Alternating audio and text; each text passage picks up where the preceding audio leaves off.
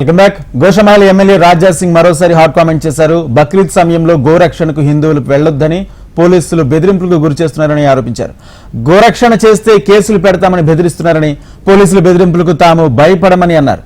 చట్ట వ్యతిరేకంగా గోవులను తరలిస్తే శిక్షించాలని సుప్రీంకోర్టు ఆదేశాలు ఇస్తే పోలీసులు వారికి కొమ్ము కాస్తున్నారన్నారు రాజా సింగ్.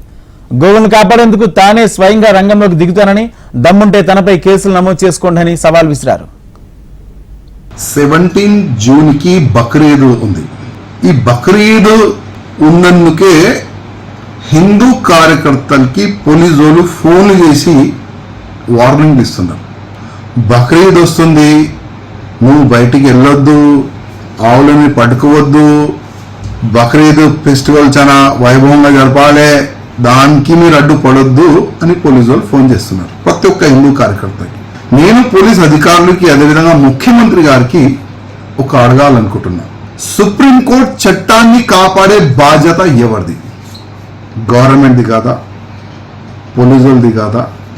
సుప్రీంకోర్టు ఏం చెప్తుందంటే ఆవులు కానీ ఎద్దులు కానీ దొడలు కానీ ఎవరైనా ఇల్లీగల్గా కోయినికి తీసుకొని పోతే వాళ్ళకి అరెస్ట్ చేయాలి, యాక్షన్ తీసుకోవాలి. కానీ పోలీసు వాళ్ళే ఈ కసాయి వాళ్ళకి కుమ్ముకాయి ప్రతి ఒక్క పోలీస్ స్టేషన్ లిమిట్ నుంచి పెద్ద పెద్ద వైకీలుని ఇడుస్తున్నారు. లా అండ్ ఆర్డర్ డిస్టర్బ్ కావద్దంటే గౌ రక్షణ వాళ్ళకి మీరు పోలీస్ ప్రొటెక్షన్ ఇచ్చి వాళ్ళకి మీరు ఫ్రీడమ్ ఇవ్వండి. పోలీసు వాళ్ళు మీరు పని చేసే మా కార్యకర్తలు పనిచేస్తున్నారు. మీరు ఆ కసాయి వాళ్ళకి ఆ ఆవులని ఇల్లీగల్ గా తీసుకొని పోయేకి వాళ్ళు మీరు అటెండ్ చేయాలి. కానీ మీ పని మా హిందూ కార్యకర్తలు చేస్తున్నారు, వాళ్ళకి మీరు సపోర్ట్ చేయండి. కానీ మీరు బెదిరిస్తున్నారు కార్యకర్తలకి, రౌడీ షీట్ ఓపెన్ చేస్తా అంటున్నారు.